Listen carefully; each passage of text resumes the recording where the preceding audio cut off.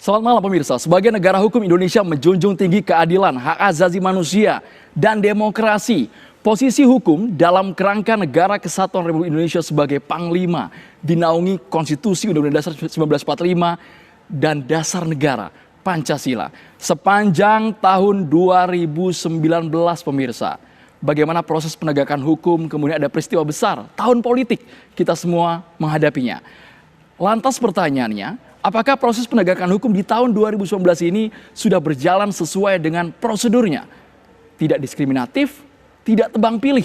Ini akan dijawab oleh narasumber kami di dua sisi malam hari ini. Selamat malam Bapak-Bapak. Dari sisi kanan saya ada Bung Rocky Gerung, akademisi. Selamat malam Bung Rocky. Malam. Dan juga Direktur Habib Rizik Sihab Center. Assalamualaikum Pak Abdul Hoyer. Waalaikumsalam warahmatullahi wabarakatuh. Dari sisi kiri saya ada dua politisi kawakan, politisi Nasdem, Bang Akbar Faisal. Selamat malam Bang Akbar Faisal. Assalamualaikum warahmatullahi wabarakatuh. Waalaikumsalam warahmatullahi wabarakatuh. Dan juga Bang Junimart Girsang, politisi PDI Perjuangan. Selamat malam, Merdeka.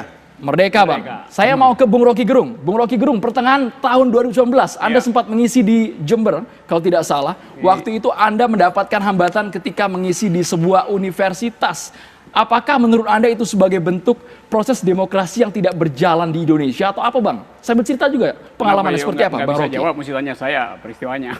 Yang Bang Rocky kalau tidak salah sama Bang Said Didu di dalam ambulan waktu itu. Iya, itu jadi problem. Seolah-olah saya memanfaatkan ambulans. Saya justru memakai ambulans supaya tiba di universitas. Karena saya diundang di situ. Dan itu ambulans yang kosong tuh. Jadi di situ ada semacam dilema. Mau terus karena dihadang, maka saya mesti cari akal gitu kan.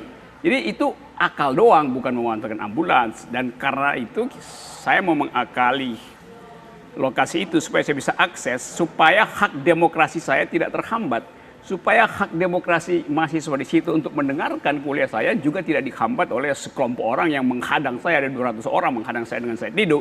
Jadi itu soalnya tuh. Saya nggak perlu jelaskan itu demokrasi bukan demokrasi. Berarti Anda sadar bahwa waktu itu posisinya Anda terhambat, hak demokrasi Anda terhambat. Ya iyalah, ya jelas lah orang nggak bisa akses.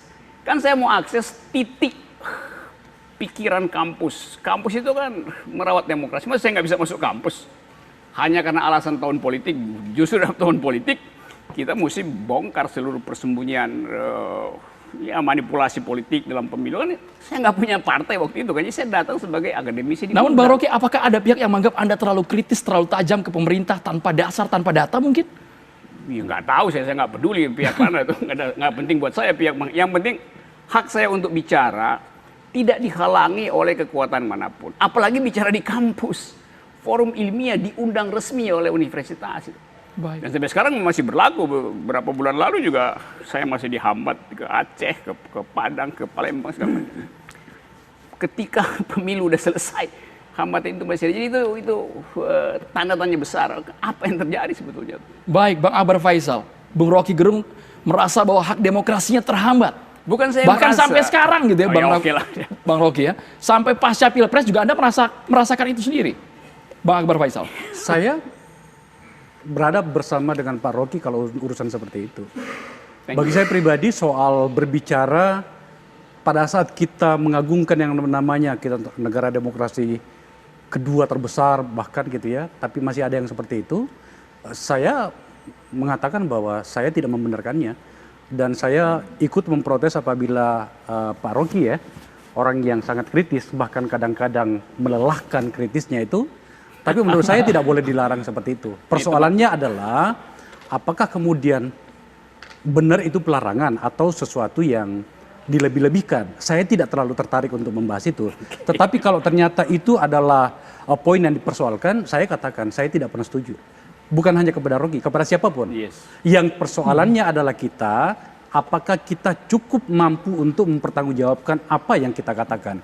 Untuk sementara saya mengatakan Pak Rocky seorang teman debat yang luar biasa ya, kritis, kadang-kadang menjengkelkan. Tapi menurut saya itulah yang membuat kita bisa menjadi lebih matang. Itu kalau Anda bertanya saya kepada personally Akbar Faisal. Karena menurut saya orang-orang seperti kita lah yang harus memberikan penguatan kalau Anda bicara tentang demokrasi. Tapi secara perspektif bangsa, Anda tidak akan bisa tangguh kuat apabila tak ada orang yang bisa menunjukkan kelemahan-kelemahan Anda. Rendra mengatakan sesekali keluarlah dari rumahmu untuk melihat lubang-lubang yang mungkin tidak kau lihat dari dalam rumahmu. Rocky adalah orang yang bisa melihatkan barangkali bahwa apakah itu murni karena dia melihat lubang itu atau dia ingin membuat-buatnya, biarkan publik yang menilainya. Sebab kita juga tidak akan mau lagi dianggap orang bodoh untuk mengatakan orang ini cerdas beneran apa tidak. Saya jujur mengatakan bahwa pada beberapa bagian saya menikmati perdebatan dengan Rocky. Kecuali pada beberapa bagian yang menurut saya terlalu jauh ya. Tapi itulah demokrasi. Kalau Anda bertanya saya soal itu. Baik, Bang Junimart, catatan Anda, catatan proses penegakan hukum sepanjang tahun 2019 ini. Ya, yang pertama tentu saya harus sampaikan bahwa demokrasi itu adalah milik rakyat ya, milik rakyat, dan tentu karena itu milik rakyat, semua hak mengulangkan pendapat, ya hak berekspresi diatur oleh undang-undang. Ini dulu, poinnya ini dulu ya. Nah, ketika hak demokrasi tersebut disalahgunakan dalam arti penyesatan atau provokasi, maka ini harus dilarang. Perintah undang-undang begitu. Ya, itu perintah undang-undang. Yang kedua, kalau disebutkan tadi mengenai Bung Rocky, saya hanya bisa menangkap sepintas, saya tidak ikuti masalahnya, ambulans atau apapun itu. Yang saya tangkap ada alasan dari aparat penegak hukum. Mungkin pada waktu itu yang Bung Rocky tidak paham, tidak tahu atau tidak sadar bahwa setiap statement dia itu ya bisa melukai rasa anak bangsa misalnya, ya kan? Maka oleh karena itu tentu yang kita harapkan ke depan ya, saya dengar beberapa kali Bung Rocky ini suka bukan dihambat, sering dipertanyakan untuk misi kehadirannya dalam narasumber. Itu yang membuat Anda pernah melaporkan Rocky Gerung? Bukan. Maksud saya sebaiknya Bung Rocky itu melihat ke depan secara cerdas dan santun, ya. Yang pertama, yang kedua, ini kan diskusi di sini. Oke. Yang kedua, tidak memprovok, dan tidak semakin senang apabila masalahnya semakin ramai. Tidak boleh begitu. Selesaikanlah masalah secara cerdas dan santun, dan cerdaskanlah anak bangsa ini dengan keilmuan kita yang ada. Oke. Saya kira Bang Rocky. Iya, saya tidak suka diatur-atur karena saya anggap di dalam demokrasi orang itu hanya bertanggung jawab pada argumennya gitu. Jadi dalam kasus misalnya soal Pancasila itu yang saya sebut Pak Jokowi tidak paham. Kan saya harus memilih mengucapkan Pak Jokowi paham atau mengucapkan Pak Jokowi tidak paham. Dua-duanya pendapat. Kalau saya bilang Pak Jokowi paham Pancasila, saya harus buktikan dalil itu. Dan itu susah buat saya. Kalau saya bilang Pak Jokowi tidak paham, lebih mudah saya buktikan. Jadi saya bertanggung jawab atas argumentasi saya, bukan atas sopan santun, nggak sopan santun. Bagaimana kalau saya bilang, oke, Pak Jokowi tidak paham, tapi saya ucapkan dengan sangat santun. Maka saya nggak kena delik itu atau nggak dilaporin. Jadi jangan lihat bungkusnya. Karena nggak mungkin pikiran itu diaudit oleh cara mengucapkan. Itu poinnya. Nanti kalau saya bilang Jokowi tidak paham Pancasila, itu pendapat saya. Pertama, Jokowi paham Pancasila, pendapat saya kedua. Dua-duanya statusnya pendapat, nggak ada beban emosi di situ, nggak ada beban etis. Jadi nanti kalau pakai versi Pak Junimart, kebebasan berpendapat adalah kebebasan untuk memuji presiden. Kalau mengkritik bukan kebebasan berpendapat. Dua-duanya statusnya pendapat. Begini ya, Bung Rocky, saya kira begini ya. Kalau disebut kebebasan berekspresi, bukan berarti kita melakukan fitnah dalam tanda petik. Mengkritik boleh-boleh saja. Tapi kalau Bung Rocky mengatakan Pak Jokowi dalam presiden tidak paham Pancasila, saya kira ini terlalu naif bagi anak bangsa ini. Kalau saya bilang Pak Jokowi paham Pancasila, bagaimana mungkin seorang Pak Jokowi, presiden kita ini tidak paham Pancasila, sementara dari sikap perilaku dia itu menunjukkan nilai-nilai Pancasila, bukan Pak. soal perilaku, pengertian dia tentang Pancasila. Bapak mau pengertian atau perilaku, Pak? Saya begini, saya hormati pendapat Pak Junimart. Kita mau pengertian itu apa? Benar, begitu. Gini ya, saya terangin pelan-pelan ya. Kita jangan berhayal, Pak. Saya tidak berhayal, saya kasih tahu poin saya ya. Kita lihat realita, jangan hayalan terus. Junimart punya pendapat Jokowi paham Pancasila. Pendapat Junimart menghina saya. Karena bagi saya dia tidak paham, kan dua-duanya pendapat kan. Anda mesti buktikan bahwa Pak Jokowi paham Pancasila. Saya bisa buktikan bahwa Pak Jokowi tidak paham Pancasila. Dua-duanya pendapat statusnya. Jadi jangan kasih emosi di situ. Itu cuma pendapat. Bukan emosi, Pak. Bukan emosi. Sekarang begini, Pak. Pak Rocky mengatakan Pak Jokowi tidak paham. Saya mau tanya, di mana ketidakpahaman beliau? Ya, saya mau terangkan sekarang. Silakan, Pak. Silakan, Pak. Saya terangkan? Silakan, Pak. Sedikit saja, Bang Rocky, waktunya untuk menerangkan. Jokowi akhirnya pidato mengatakan bahwa kami beri BPJS itu gratis pada sekian banyak orang itu. Loh, itu bukan demokrasi, itu bukan Pancasila, itu memang kewajiban presiden. Nah, itu perintah undang-undang. Saya Jadi, tambahkan. ini dulu ya. Jadi kalau seseorang melakukan sesuatu yang diperintahkan undang-undang, itu saya nggak bisa kasih pujian. Karena itu memang tugas dia. Kalau dia katakan, oke, saya batalkan kenaikan BPJS, itu saya kasih pujian. Karena dia melakukan sesuatu beyond the call of duty. Yang melampaui, sebetulnya dia bisa naikin tapi dia nggak naikin. Jadi dia pro pada justice. Waktu dia naikkan, dia tidak pro pada justice. Banyak lagi. Saya kasih contoh waktu itu soal lingkungan. Presiden mengatakan, saya putuskan untuk memindahkan ibu kota. Soal lingkungan diriset belakangan. Itu kan dungu kan. Kan mesti diriset dulu baru putusan politik kan. Sekarang diputuskan lebih awal, baru disuruh riset. Bagaimana kalau riset Mestinya begini, dibatalkan, saya kira coba? begini ya. Saya kira Bung Rocky ini perlu masuk ke dunia politik. Ya, dunia Buat politik. apa saya masuk Begini, ke begini, politik? sebentar. Biar Pak Rocky ini Mengamati dari jauh sebentar. itu lebih tajam daripada Kalau ada di dalam. hanya pengamat, Kalau Pak. Anda adalah di dalam Sebentar, Pak. potret, Kalau Anda- hanya Bang pengamat, Rocky, kita Pak, kasih kesempatan Bang kita Zilma terlebih sama dahulu. dengan menonton bola sebagai penonton, Pak. Oke, Kita ribut sendiri, yang main yang sibuk, Pak. oke. Itu pengamat, Pak. Maksud Bang Yang saya Zilma pahami. kalau di dalam bisa ikut memperbaiki, membenahi yang ada di dong, dalam. Masuk dong, ayo dong. Masuk ke dalam. Itu kalimat yang betul, memperbaiki. Berarti ada Kalau kesalahan memang di itu dalam ada. itu. Tidak saya bilang itu. Buat apa saya masuk? Kalau memang You bilang tadi sebentar, memperbaiki. kalau Pak Rocky mengatakan ada yang kurang tidak baikan, masuk silahkan. Pak Oke. Di mana Abdul kekurangan? Hoyer. Perbaiki itu. Pak Abdul Hoyer. Begitu, Jadi Pak. dia akui ada Jadi jangan ada- berhayal kita ini, Pak. Ada Semua kerusakan di fiksi nanti, dalam. Pak. Karena itu poin pertama. Tidak bisa, akui Pak. dulu ada kerusakan di dalam. Nggak baru bisa. undang orang perbaiki. Kan Kita itu nggak bisa aja. berfiksi-fiksi, Pak. Bagaimana? Kita bicara realita. Pada Ya. intinya, Bapak apa tahu yang nggak BPJS, disampaikan Bung Rocky Gerung di LC itu tidak ada delik. Itu bukan akte serius. Pancasila itu tidak dapat orang mengatakan seseorang itu tidak Pancasilais, itu kena delik.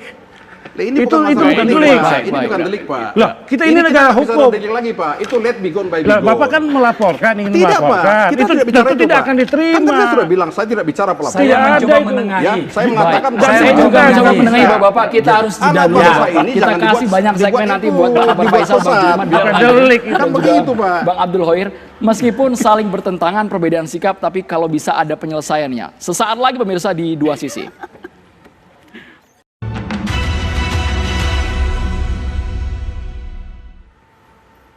Langsung kita beri kesempatan kepada Pak Abdul Hoyer. Bagaimana catatan penegakan hukum di Indonesia dan Ya, juga demokrasi. saya mau teruskan tahun yang tadi 2019 yang belum tuntas itu. Seseorang mengkritik seseorang, dikatakan orang itu tidak mengerti, tidak paham Pancasila, itu bukan delik. Kita ini negara hukum, mengacu hukum positif. Undang-Undang 24 tahun 2009 itu tentang bendera, bahasa, lambang negara, lagu kebangsaan. Pancasila itu ideologi, falsafah, filosofi Grundslag. Kalau saya dikatakan oleh Bung Rocky, Abdul Hoyer tidak Pancasila, tidak ada delik bagi dia. Saya bukan orang yang dizolimi atau orang yang dikatakan kena pencemaran, tidak delik. Itu. Nah, kalau dikatakan bagaimana sistem penegakan hukum saat ini belum berjalan dengan baik, bahkan di level yang terendah. Mengapa penegakan hukum itu mengacu ke aksiologi? Aksiologi hukum kita itu kepastian hukum yang adil, kesamaan kedudukan di muka hukum. Itu tertulis secara jelas. Pasal 28 D ayat 1. Nah, sekarang itu tidak ada, belum berjalan. Begitupun demokrasi, hak asasi manusia, persekusi, kriminalisasi. Itu demikian beragam. Contoh kasusnya Dan yang paling sistemik mencolok apa Pak Abdul Hoyer? meluas. Contoh kasus yang paling mencolok di tahun 2019 ini menurut Anda? Banyak pihak yang dianggap lawan politik atau yang terhubung dengan lawan politik atau yang mengkritisi kebijakan pemerintah itu dikriminalisasi. Contoh yang paling besar itu Habib Rizik. Dia mengatakan sesuatu dengan sistemnya itu forum internum, bagian dari hak asasi manusia, kebebasan berpendapat yang diakui oleh HAM, yang diakui oleh undang-undang pelarangan terhadap diskriminasi ras etnis, dan diakui, dijamin oleh konstitusi, oleh hukum internasional. Tetapi Habib Rizik apa yang didapatkan ketika dia berlawanan pendapat? Diasingkan dengan pencengkalan terselubung. Ini jelas kebijakan pemerintah melanggengkan kekuasaan itu dengan pendekatan hukum. Hukum itu menjadi alat kekuasaan untuk menindas. Memang hukum itu membutuhkan kekuasaan. Tanpa ada kekuasaan adalah angan-angan. Tetapi apabila kekuasaan tanpa hukum itu kezaliman. Baik. Tidak dapat diterima dalam konsep negara hukum yang Bang Akbar Faisal, demokratis. ada kezoliman di sana. Ya, gini, tadi kan ini belum selesai antara Pak Rocky dengan Pak Junimar. Saya tadi berjanji untuk menengahi. Tidak sok tahu, tetapi kira-kira beginilah. Pada bagian tertentu saya itu tidak perlu merasa tersinggung apa yang dikatakan Rocky. Meskipun saya pernah dibilangi apalah banyak macam gitu ya. Karena menurut saya selain faktor-faktor yang bisa berdampak berisiko hukum dari kalimat itu, sebenarnya ada hal yang lebih substansial juga sebenarnya, adalah tentang etika dan kearifan. Saya tidak perlu menghakimi saudara Rocky untuk semua yang dikatakannya meskipun saya dongkol. Sebab pada bagian tertentu dia sudah mendapatkan risiko dari itu. Orang yang pertama mencintainya tiba-tiba kemudian mengatakan, oh Rocky berlebihan. Kita jangan beranggapan bahwa orang yang mendengarkan narasi apapun yang keluar dari mulut kita itu menerima apa adanya. Ada risiko-risiko dari situ. Ya, Harus mampu mempertanggungjawabkan. Iya, maka kemudian saya lebih tertarik untuk masuk pada tema hari ini yang mengatakan tentang catatan hukum dan demokrasi. Saya tertarik soal itu.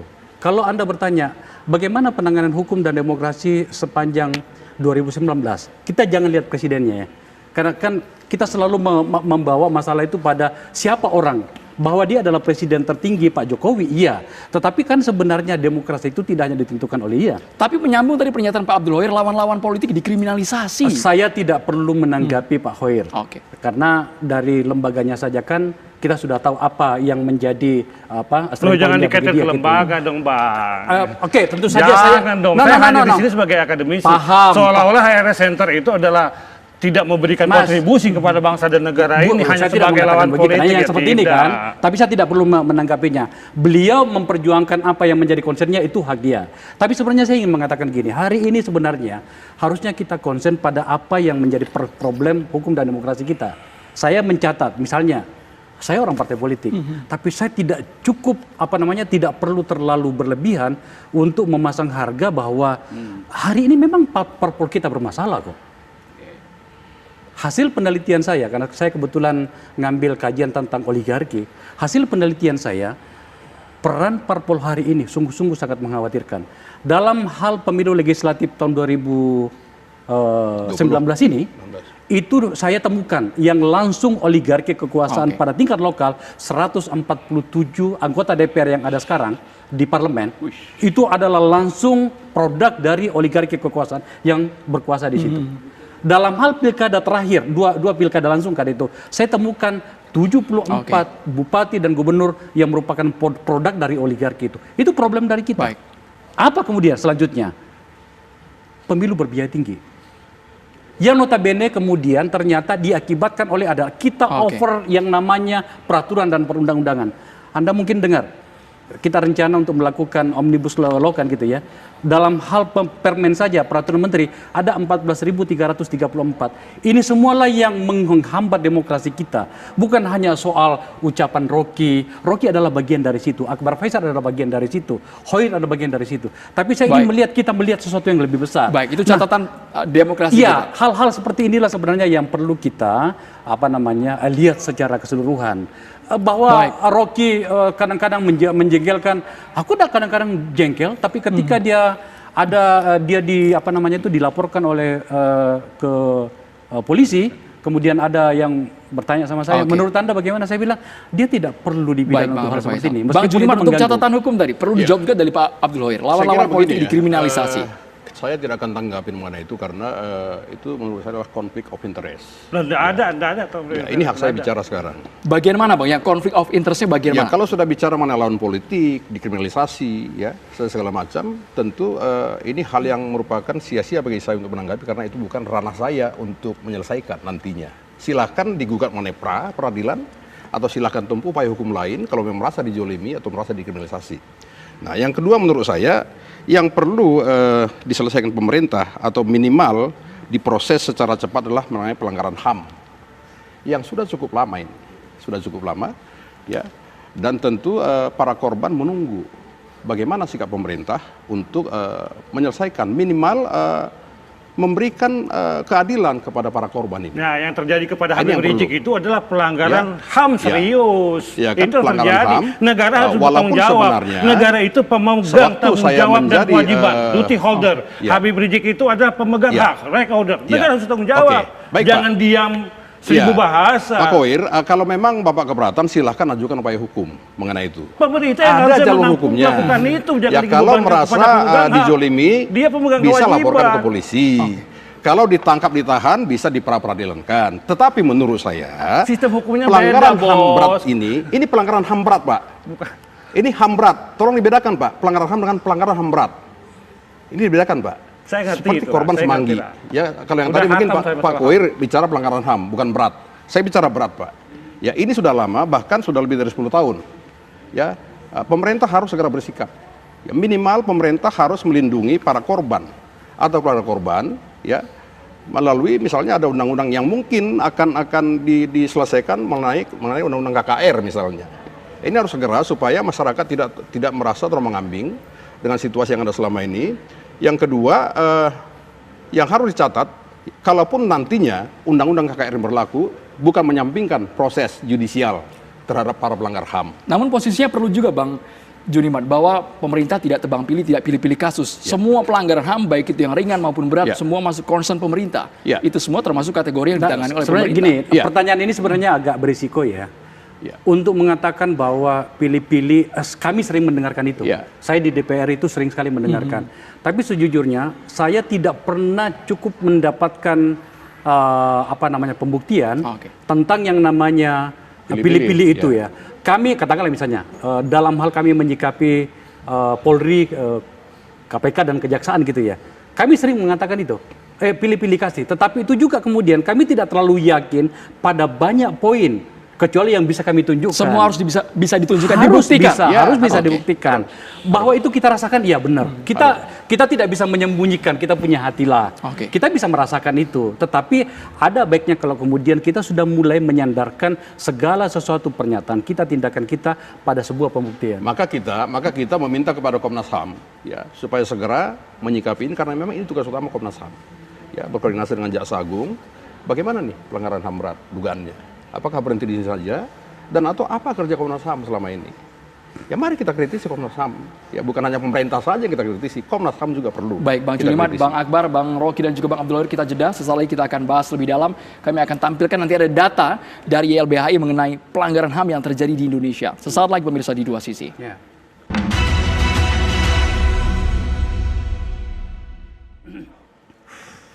Pemirsa, sebelum kami lanjutkan diskusi, berikut akan kami tampilkan ini data dari Yayasan Lembaga Bantuan Hukum Indonesia sepanjang tahun 2019. Ini ada catatan proses penegakan hukum. YLBHI menegaskan bahwa ini ada 180, maksud kami 380 pendemo jadi tersangka, 179 ditahan. Ini beberapa sumber yang kami kutip dari beberapa situs online. Kemudian YLBHI nilai periode pertama Jokowi hukum jadi alat kriminalisasi. Selanjutnya ini sumber dari Tempo.co. YLBHI sebut periode kedua Jokowi makin kelam bagi demokrasi. Ukurannya ketika beberapa nama yang berurusan dengan hukum tidak ditindaklanjuti. Ada 6.128 korban pelanggaran kebebasan berpendapat. Bahkan jumlahnya 51 tewas. Bapak-bapak pasti masih ingat dengan aksi besar-besaran yang terjadi di Jakarta. Ada aksi menolak RKPK. Bung Rocky melihat data seperti ini, apa pandangan Anda? Saya setuju itu karena saya ikut berkali-kali bikin riset tentang itu di YLBHI itu. Nah, satu hal mau saya terangkan dulu nih buat Pak Yunimar terutama atau banyak orang yang selalu bikin perbandingan. Ini pelanggaran HAM berat, ini ringan itu. Konteksnya lain, dalam keadaan perang, dalam keadaan konflik politik memang pelanggaran berat. Tapi nggak bisa yang dalam konteks peperangan ideologi, pertarungan politik besar-besaran dibandingkan dengan yang sekarang. Sehingga misalnya contoh, Habib Rizik bukan pelanggaran berat. Justru dia berat karena kita udah demokratis itu loh. Kalau kita nggak demokratis itu Pak Harto ya oke, itu memang pasti berat itu. Tapi ketika kita demokratis dan ada satu individu ditelantarkan di negeri sana jauh dari sini dan tidak ada proteksi, itu pelanggaran HAM berat. Karena dia potensi untuk dihilangkan oleh orang lain itu. Jadi dalam keadaan itu kita mesti clear bahwa pelanggaran HAM berat dan ringan itu bukan soal mana yang penting, mana yang nggak penting. Itu konteksnya aja. Dua-duanya adalah pelanggaran karena negara tidak ambil bagian dalam memproteksi hak itu. Yang kedua, sering dikatakan bahwa Pak Jokowi sedang berupaya untuk mempertahankan demokrasi, bahkan meningkatkan demokrasi dengan segala macam soal. Jangan salah, itu gini ya, Jokowi itu tiba ketika Indonesia sudah demokrasi. Oke. Jadi nggak ada poin Jokowi naikin demokrasi itu. Yang mau ditanyakan kenapa terjadi penurunan demokrasi. Kita minta pertanggungjawaban pada Jokowi justru. YLBHI minta pertanggungjawaban. Karena di era Jokowi, jumlah pelanggaran hak asasi manusia meningkat, pelanggaran terhadap hak sipil juga turut meningkat. Jadi kita bertanya kenapa justru ketika sudah demokrasi, di era pemerintahan ini, indeks demokrasi kita turun. Jangan dikatakan Jokowi lagi meningkatkan demokrasi. Enggak, Jokowi tiba ketika ini sudah demokrasi. Satu hal yang sering disodorkan ke saya, bandingkan Pak Rocky, kalau Anda ada di zaman Soeharto, udah hilang kepala Anda tuh. Jadi mau dikatakan bahwa kepala saya dijamin karena di zaman Jokowi. Jokowi juga dijamin kepalanya itu karena saya dan teman-teman mahasiswa 98 itu menghasilkan demokrasi. Oke. Jadi itu perbandingan yang ngaco gitu. Seolah-olah di zaman inilah kebebasan berpendapat dihasilkan. Salah sekali, Pak Jokowi itu hasil dari kebebasan berpendapat. Sejak Ibu Mega, Gus Dur, SBY sudah ada kebebasan berpendapat. Jadi jangan bandingkan dengan zaman Harto itu. Anda kalau di zaman Harto udah dibui, memang semuanya akan dibui pada zaman itu. Baik, Bang Juliman. Itu jadi saya mau terangkan tadi bahwa supaya kita kalau bikin perbandingan itu betul-betul ketat alat bandingnya. Bang Juliman. Iya, saya kira begini ya, yang disebut pelanggaran itu ya berat, ringan, sedang atau apapun namanya, ya disebut pelanggaran ketika itu sudah terbukti dan diputus pengadilan. Nah kalau tadi dalam indeks dari YLBH itu ya dan termasuk pernyataan dari Bung Rocky mengenai ditangkap, ditahan, tersangka, ya kalau tidak begitu bukan YLBH namanya, ya itu bukan Bung Rocky namanya, kan begitu. Tapi semua ini tentu masih dalam koridor hukum. Kalau misalnya ya 380 tersangka, 19 ditahan, tentu ini unsur sudah memenuhi menurut saya. Tidak mungkin juga penegak hukum itu melanggar hukum, Pak. Ya, di negara ini tidak dikenal melanggar hukum, menegakkan hukum dengan cara melanggar hukum tidak dikenal di sini, Pak. Nah, kalau seseorang merasa hak dia dilanggar, silakan ajukan upaya hukum, Pak. Ada pra-peradilan. Dari awal sudah saya bilang, bisa menggugat ke pengadilan. Saya sudah pernah lakukan itu, Pak. Atas klien saya. Terbukti, Pak. Pengadilan memutuskan memang hak klien saya dilanggar, Pak. Ada wadah-wadah hukumnya, Pak. Jalankan itu. Jadi kita tidak perlu bicara kemana-mana. Ada apa? Ini negara hukum. Restart. Lakukan segala sesuatu dengan jalan hukum. Pada saja. restart ada alurnya masing-masing harus Ya dipatuhi. tentu. Gini, tidak boleh kita memprovok, tidak boleh kita menyesatkan anak bangsa ini, Pak. Kasihan Pak anak bangsa ini, Pak. Ini kekacauan berpikirnya di situ. Jadi seolah-olah setiap kali ada semacam perselisihan dibawa ke ranah hukum gitu kan. Demokrasi itu tidak memerlukan hukum karena kita percaya pada percakapan antar manusia, kemampuan berargumentasi, etika yang tadi disebutin. Jadi kalau segala sesuatu Hukum itu kan dibuat untuk menata. Karena itu Iya. setiap kali ada kasus dibawa ke hukum, kita ingin menghukum. Jadi Kalau Pak pemerintah Rocky itu punya kebiasaan, pokoknya gua hukum gitu. Kalau Lalu Pak demokrasi Rocky buat ya apa sudah gitu? berbicara kesesatan berpikir, kita sudah masuk ke filsafat, Pak. Ya kalau Nggak kita sudah bicara filsafat, filsafat, tuh. Pak, itu kesesatan berpikir itu adalah istilah filsafat, Pak. Jadi saya nggak juga suka. pernah sekolah filsafat. Jadi Saya pernah sekolah, Pak. Oke. Saya di Parahyangan dulu, Pak. Oh, Saya kalau pernah- ngerti kenapa Jadi kalau protes? kesesatan berpikir, ini nggak selesai, Pak. Apanya? Siapa mencari siapa nanti, Pak? Gimana coba? Ulangi. Kalau filsafat, Pak, siapa mencari siapa? Nggak ketemu, Pak. Nggak ketemu. Siapa mencari siapa? Iya, itu filsafat, Pak. Ya tahu. Terus Anda nggak suka itu? Bukan tidak suka, Pak. Terus? Tidak selesai masalah, Pak. Jadi selesai Telur dulu atau ayam dulu telur. Itu bagian filsafat, Pak. Ya, maksud saya, segala masalah, karena negara hukum, selesaikan secara hukum. Oke, Pak. itu di situ salahnya. Tidak tuh. perlu kesalahan berpikir segala macam. Negara hukum tertinggi itu tidak perlu demokrasi akhirnya kan. Untuk apa kita ada demokrasi kalau setiap hari Anda ingin menghukum orang itu? Loh, kok demokrasi menghukum orang bagaimana? Lu setiap kasus kecil bawa ke hukum tuh, laporin polisi. Ngapain? Jadi hukum itu Ini kan negara hukum, Pak. di dalam negara hukum, demokrasi itu yang utama. Hukum itu paling nggak di ujung dikasih. Di situ prinsip negara hukum. Kalau Iya. negara hukum seperti yang Anda bayangkan, Iya. ini artinya negara otoriter melalui hukum, itu bukan negara demokrasi. Iya Pak, saya sudah mengatakan demokrasi adalah hak bicara Pak. Hak bicara itulah hak anak bangsa. Tidak boleh dihambat Pak, tidak boleh dikekang. Tetapi ada aturan hukum yang mengatur tentang hak bicara Pak. Ini yang perlu. Gini, aturan hukum itu untuk memungkinkan Iya. orang bicara, bukan untuk membatalkan orang bicara. Tidak, tidak Pak. Teman-teman, Tidak Pak. Di dalam Teman-teman. demokrasi, hukum itu Ya. dibuat untuk memungkinkan orang bicara, bukan Ya, untuk melarang dalam dia bicara. koridor Kayak yang gini. tidak melawan Ya, hukum. ya, Gini, koridor Pak, Anda gini. itu menghambat. Dua orang ini sebenarnya di ujungnya nantinya akan bertemu. Satunya berbicara tentang masa depan, sekaligus juga berbalik ke belakang, satunya berbicara tentang kekinian. Pak Rocky, sekarang ini kami setidaknya dulu ketika saya masih di Komisi Oke. 3 bersama dengan Pak Junimart, teman-teman di Komisi 3 itu sudah mulai berbicara banyak tentang restoratif justice. Oke. Sebenarnya kan yang Anda inginkan restoratif justice. Yes. Ya. Dan kami mendukung. ke arah situ. Bagaimana kemudian orang yang berkelahi di jalan hanya karena persoalan anak yang berkelahi, orang tuanya juga ikut berkelahi dan kemudian harus diproses hukum. Proses-proses seperti ini kadang-kadang memang membuat kita lelah sebagai sebuah bangsa.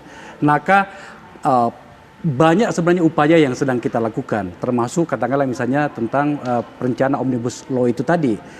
Saya ingin mengatakan gini sebenarnya, kita berada pada sebuah fase di mana kita sedang berusaha untuk menuju ke masa depan, pada saat sebenarnya masa lalu itu masih kuat menarik kita.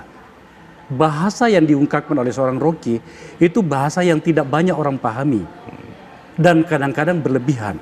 Saya memohon kepada sahabatku Pak Rocky, pada titik tertentu berikanlah ruang untuk permakluman bahwa tidak semua orang bisa memahami bahasa Anda yang kadang-kadang berlebihan. Katakanlah misalnya contoh Presiden tidak memahami Pancasila. Sebenarnya Pak Rocky tidak ingin mengatakan begitu, tetapi karena diungkapkan di televisi dan Pak Rocky menginginkan sesuatu, itulah televisi ya. Memang saya maksudkan karena saya bisa buktikan makanya itu saya kan. makanya saya bilang tadi bahwa sebenarnya alangkah baiknya kalau kemudian diksi itu disesuaikan Ya, nggak dengan bisa sama. lah, masa saya- Paham, diksi Pak? saya Bung Rocky, saya orang yang sangat paham apa yang Anda maksud. Oke. Tetapi gini, memang berisiko juga ini. Oke, saya Maksud Anda minta tidak tolong semua orang Pak bisa Andromeda Faisal. ya. menafsirkan itu dengan Agak baik. berisiko juga Andromeda. Kalau kemudian kita terlalu banyak terjebak ke masa lalu, maka kita juga tidak maju ya. Pilihannya apa sekarang ini? Maka kalau saya memilih pada wilayah kearifan, menunjukkan masa depan tapi dengan cara yang arif. Oke. Iya. Ya, yang tadi disampaikan itu normatif. Yang kita bicarakan ini empiris, fakta, data, yang tentu sudah terverifikasi. Fakta dan Gitu. data kita bisa ungkapkan dengan bahasa yang bermartabat. Benar, saya bermartabat. Iya. Saya bermartabat. Saya tidak mau tidak bermartabat karena itu bukan orang Islam kok tidak bermartabat. Jadi itu pertanyaan itu, jawaban itu harus sinkron dengan faktanya. Faktanya sekarang bagaimana yang kita lihat? Ada tebang pilih, ada pilih kasih. Berapa banyak orang yang melakukan penodaan, penistaan terhadap agama tidak dilakukan proses hukum dengan baik dan benar.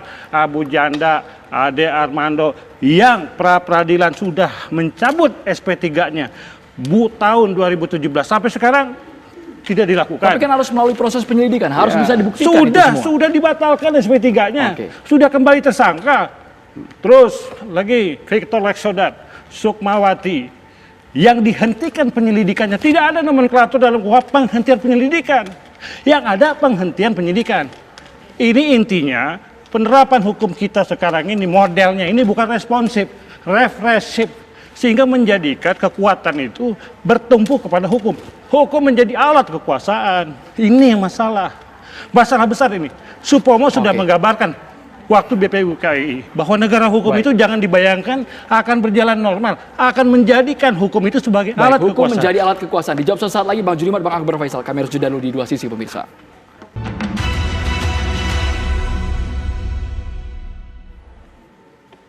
Pernyataan Pak Abdul Hoir tadi, hukum dijadikan alat kekuasaan. Bang Junimart terlebih dahulu menanggapi. Iya, hukum itu bukan alat kekuasaan, tapi hukum itulah cara untuk memproses seseorang sesuai dengan alat bukti, ya, sesuai alat bukti. Nah, yang kedua, kalau memang Pak Muhammad mengatakan hukum menjadi alat kekuasaan, silakan dibuktikan saja, ya. Tentang ada penistaan agama tidak diproses bahkan berhenti sudah SP3, ada namanya Piston Eskodat segala macam. Untuk saya sudah selesai itu. Dan saya sudah cek ke kepolisian, nggak ada masalah itu di sana. Nah, apakah sekarang Pak Ramadan sudah pernah ya langsung bertemu dengan penyidiknya, langsung bertemu dengan direkturnya untuk menanyakan ini. Begitu Pak. Demo berkali-kali. Bukan demo Pak, tanyakan langsung mana proses kerjanya, mana buktinya. Mereka juga kooperatif kok. Enggak, tadi itu pernyataan Itu kooperatif. Tadi, hukum alat kekuasaan itu dari Rosenkor, Law Institute of Social Engineering. Mokhtar Kusumatman aja mengartikan tool di situ alat, bukan alat tapi sarana. Kenyataannya bukan sebagai sarana, sebagai alat untuk menindas kaum yang berseberangan dengan kebijakan pemerintah. Kalau disebut Pak Ramadan Itu terjadi. menindas, Bapak silakan sampaikan siapa yang ditindas. Loh, banyak Pak. Siapa Kalau yang Bapak ditindas? banyak berita, banyak laporan Komnas HAM. Loh enggak GLBI. Pak, maka saya bilang, Pak, tolonglah kita anak bangsa ini yang bisa berdiri di sini Pak, tidak memprovokasi, tidak menyesatkan orang-orang Saya berpikir tidak memprovokasi, saya tidak Pak. menyatakan. Begitu. Kalau memang Bapak merasa kebohongan ada publik, saya melakukan kejoliman, riset. ada fitnah, ada ketidakproses Gimana sih? hukum, silakan proses hukum. Loh, jangan Polisi, bicara Pak. proses hukum negara ini Iya kan? bagaimana Loh, statement nggak bisa. politik Ini tugas hukumnya. kita. Politik Saya, hukum Pak, itu dicorakkan Pak Ramadan. dengan sistem politik Saya, yang Pak dibangun Ramadan. dalam rangka Pak Ramadan. penegakan hukum Pak itu Hoir bagaimana. namanya. Ya. Pak Hoir. Abdul Hoir, Pak Abdul Hoir. Abdul Hoir Ramadan kan namanya kan? Ya. Oh. Abdul Hoir Ramadan. Saya jadi Saya agak panggil bingung. Ramadannya Pak. Kan begitu. Saya Pak Ramadan, ya walaupun saya DPR, Iya. ketika ada rakyat, ya khususnya di dapil saya, yang minta bantuan hukum karena dijolimi, saya akan turun Pak. Nah itu semua orang Pak, Sebentar bukan Pak, Bapak saja. Kita sebentar Pak, sesuai sebentar Pak. aktivis hukum Saya melakukan hal cross check yang ke sama. Polres Simalungun misalnya. Pak Kapolres, tolong datanya ini. Mereka tunjukkan kok. Ini Pak prosesnya. Artinya apa? ya. Yang bohong itu adalah rakyat saya dalam tanda petik Pak. Nah ini Pak. Nah Pak Ramadan sudah pernah nggak cross check ini Pak? Kita Kepolisian. sudah pra-peradilan, Ade Armando itu faktanya udah dicabut SP3-nya, tidak dilakukan. Yang lain demikian lama pelaporan itu tidak jelas unjuk rimbanya bagaimana. Giliran pihak kita langsung dengan cepat diproses. Ini kan ada pilih kasih dalam penegakan hukum. Mestinya. Bagaimana mengkonsepsikan hukum itu yang Bukankah adil? itu sebuah gambaran bahwa tidak Lah, terbukti, itu tidak kenyataan. bisa. Fakta sudah Oke. berbicara yang Kalau Pak disampaikan Ramadan Komnas bicara HAM, begitu, YLBHI, ya. kajian-kajian akademik Bukan, Pak menyatakan Ramadan. bahwa negara hukum kita Kalau Pak ini Ramadan sudah bicara dipertanyakan. begitu, saya ingat Pak semester 1 Pak, the man in the street. Oke. Bapak pakai istilah itu Pak. Bapak baca gak Hukum laporan? itu adalah ram lalu lintas untuk Nggak, membeca Pak. Abang baca gak laporan World Justice Project? Saya baca Pak. Hasilnya Saya baca. apa? Hasilnya apa? Saya baca Pak. Iya, hasilnya apa? Semua dalam proses Hasilnya Pak. apa? Lah, sebentar Lo Pak. nggak tahu. 20% indeks kepuasan masyarakat Pak, terhadap aparat penegak hukum. sebentar, 20% minim. Hasil itu Pak harus diuji Pak. Lo ini kan penelitian, Bang. Penelitian itu diuji Pak. Semua diuji Pak. Udah diuji Ada dengan hipotesa metodologi Pak. tertentu. Ada hipotesa Bukan Pak. diuji di pengadilan. Lo nggak bisa Pak. Pengujian itu melalui Sebentar Pak. metodologi. Semua itu melalui responden Pak. Benar-benar respondennya. Hasil responden Kalau tidak Bapak bisa keberatan, mengungkapkan, Pak. Bapak dibikin lagi. Lo nggak riset. bisa Pak. Nggak bisa. Nggak Semua bisa dong. hasil penelitian mesti diuji Pak. Penelitian Ya. diadu dengan penelitian, Bapak bukan sekolah dengan Pak. pikiran seseorang Bapak secara sekolah. pribadi. Nggak Ini bisa. kita semua sekolah Pak. Loh, semua hasil penelitian Baik, kita Bang diuji Pak. Junimat, Gimana? Sesuai Bang itu Abdul Pak. Hoir, Lo iya Bang dong. Akbar Harus Faisal, diuji Pak. Bang Akbar Metodologi Faisal. Ini tidak bisa kita Kita dengarkan ulang-ulang, Pak. perspektif dari Nggak Bang bisa. Akbar Faisal. Begitu. Bang Junimat Bapak ditahan mesti dulu. memiliki tandingan terhadap Nggak tandingan. Bang Hasil Abdul Hoir itu. dan juga Jadi, Bang Pak, Junimat bicara ditahan. dengan Kita pendapat kasih kesempatan pribadi. Bang Akbar Kalau Faisal. tandingan, Hormati hasil Kalau penelitian tandingan, akademik. Pak. Baik, Hormati. Bapak, ditahan dulu Bang Bapak. Bagaimana Bang Akbar wujud Faisal silakan. penelitian? Baik, Pak Abdul Hoir, Ya. ditahan dulu Bang Abdul Hoir. Baik. Bang Akbar. Kesadaran akan hak seorang warga negara terhadap bangsa negaranya, hak dan kewajibannya itu berbanding lurus dengan kesadaran tentang masa depan bangsa itu sendiri. Apa yang dipertunjukkan oleh dua orang pintar kita hari ini yang berantem dan saya biarkan, saya dengan Rocky membiarkannya, adalah salah satu dampak dari kesadaran yang semakin besar itu. Sebenarnya ini tinggal diarahkan saja sebagai sebuah komunitas bernama bangsa untuk kemudian kita lebih kristalisasi lagi tentang kesadaran itu. Oke. Misalnya ketika ada sesuatu seperti yang dikeluhkan oleh Pak Hoir, maka kemudian dia melakukan mekanisme yang resmi bernama apa? Penegakan hukum. Kadang-kadang memang kita kecewa Pak Hoir, bukan cuma Anda saja. Kami saja yang anggota DPR, misalnya dulu ketika saya masih anggota DPR, itu juga kadang-kadang merasa, ini kok nggak benar gitu loh, ada sesuatu yang tidak benar. Tetapi ini adalah kesepakatan besar. Dan kita koreksi. Iya, kita koreksi. Bahwa kemudian Bapak tidak puas, bukan cuma Bapak, kita semua kok. Kesempurnaan itu tidak akan pernah datang, sebab bangsa ini berproses. Maka menurut saya sebenarnya yang perlu kita lakukan adalah membuat peradaban hukum kita menjadi semakin baik. Dan itu harus kita tunjukkan bersama. Dengan cara kita bertutur, dengan cara kita memandang masalah, jangan terlalu cepat tersinggung. Iya kan, misalnya bukan kepada Saya Anda. saya Ya, mengkantor pernyataan paham, beliau, paham, saya paham. tersinggung. Jangan. Saya misalnya, Masa kadang-kadang juga merasa saya tersinggung. mungkin barangkali saya terlalu cepat tersinggung. Dengarkan Rocky bicara begitu gitu ya. Namun Jangan menurut saya- baperan ya, Bapak. Iya, jangan Jangan baperan. baperan ya. Yang penting adalah sebenarnya adalah kesadaran itu bahwa selain kebebasan yang harus ada pada kita karena itu sifatnya sangat hakiki, ada juga batasan-batasan bernama etika dan undang-undang. Oke, Bang Rocky. Yaitu bernama etika dan undang-undang. Karena itu, kalau kita terlalu banyak hukum, itu pertanda demokrasi nggak jalan. Itu di mana-mana dalilnya begitu tuh. Nah, saya mau terangkan ke depan itu bahwa pemerintah akan menghadapi banyak problem yang nanti akan mengganggu segala macam impian Pak Jokowi tentang Indonesia, ekonomi, segala macam itu. Misalnya soal omnibus law ini nih, di tingkat pekerja itu. Itu wordingnya itu menghina pekerja.